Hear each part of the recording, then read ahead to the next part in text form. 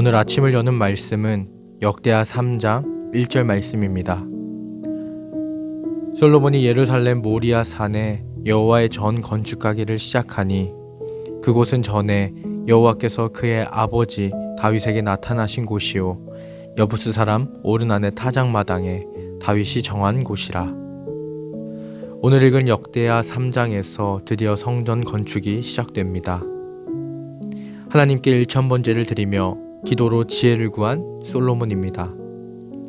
이 솔로몬이 역대하 2장에서 성전 건축을 준비했고 이제 다윗 때부터 염원하며 준비한 하나님의 성전이 비로소 건축을 시작하게 됩니다.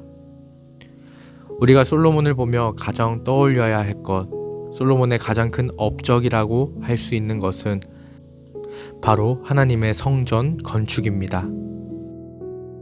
성경에서 솔로몬을 논할 때 가장 중심이 되는 내용이 바로 하나님의 성전 건축이기 때문입니다. 그만큼 성전 건축이 솔로몬에게 있어서 또 이스라엘 역사에 있어서 중요한 내용입니다.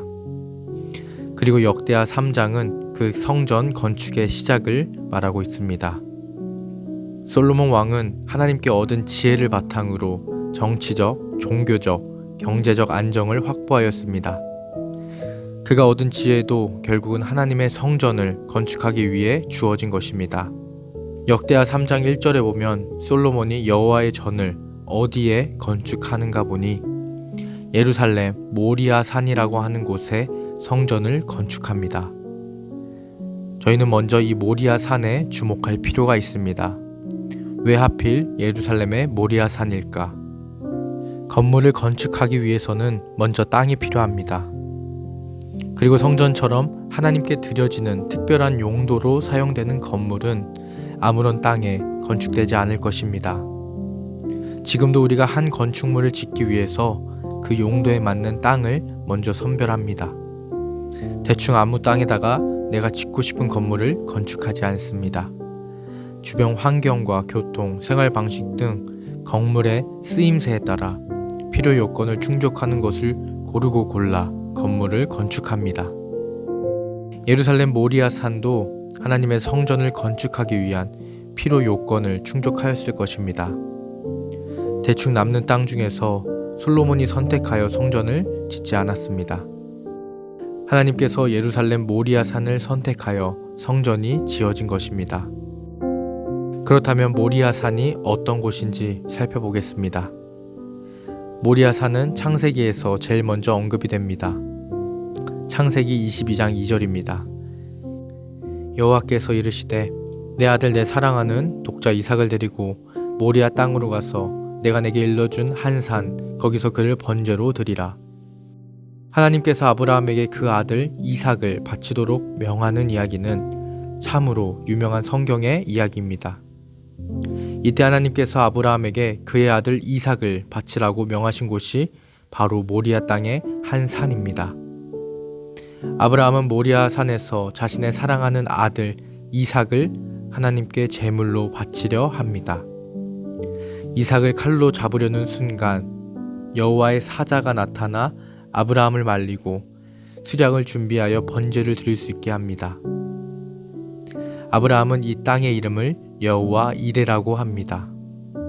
여호와 이레의 뜻은 여호와의 산에서 준비되리라 라는 뜻을 갖고 있습니다. 이는 성전 건축을 준비하는 지금까지 이어집니다. 하나님과의 언약의 역사가 시작된 모리아 산, 그 모리아 산은 주님이 준비하신 성전의 터가 될 것이라는 약속이 이어지고 있는 것입니다. 또 모리아 산은 여호와께서 다윗에게 나타나신 곳이며 여부스 사람 오르난의 타작마당으로 다윗이 정한 곳입니다. 역대상 21장을 보면 다윗은 이스라엘의 인구조사를 진행하여 이에 대한 징벌을 받게 됩니다. 그래서 다윗은 백성들에게 재앙을 내리지 말 것을 하나님께 간구합니다.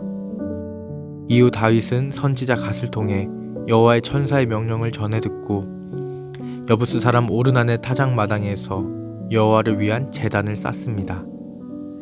그리고 다윗은 하나님께 번제와 화목제를 드립니다.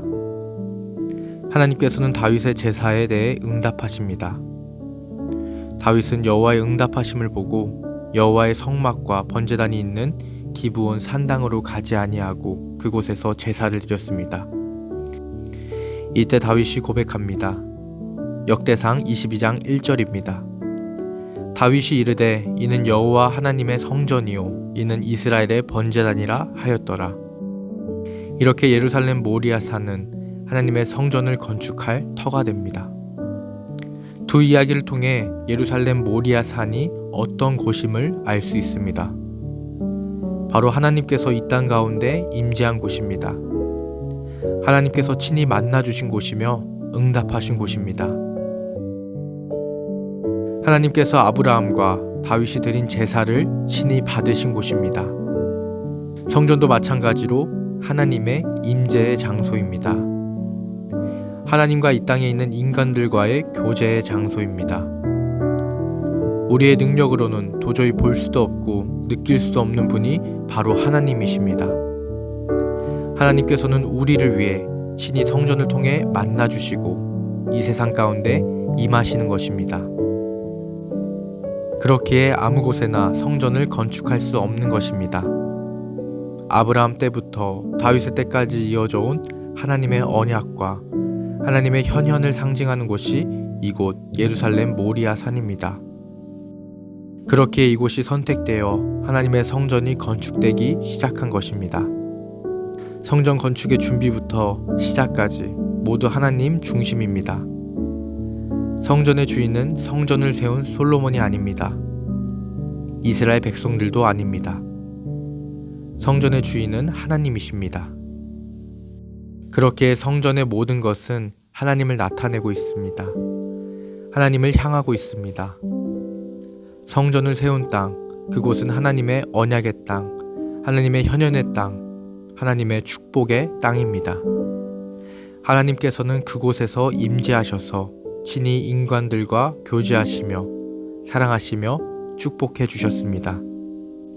주님께서 맺으신 언약을 포기하지 않으셨습니다. 그리고 이후 예수 그리스도가 이 땅 가운데 오십니다. 우리들을 향한 사랑으로 오신 예수님께서 십자가에서 죽으시고 부활하셨습니다. 우리는 예수 그리스도를 통해 성령으로 세례를 받고 하나님의 영이 친히 우리의 삶 가운데 임하셨습니다. 우리 모두가 하나님께서 친히 임재하시는 살아있는 하나님의 성전이 된 것입니다. 이 말씀은 우리의 주인이 하나님이시라는 것입니다. 우리가 하나님을 나타내며 우리 가운데 하나님의 임재가 일어나며 하나님의 사랑과 축복이 우리 가운데 나타나야 하는 것입니다. 오늘 말씀을 듣는 모두가 살아있는 하나님의 언약의 땅, 하나님의 현현의 땅, 하나님의 축복의 땅으로서 하나님께서 맡겨주신 살아있는 성전의 역할을 수행할 수 있는 모든 성도님들 되기를 간절히 소망합니다.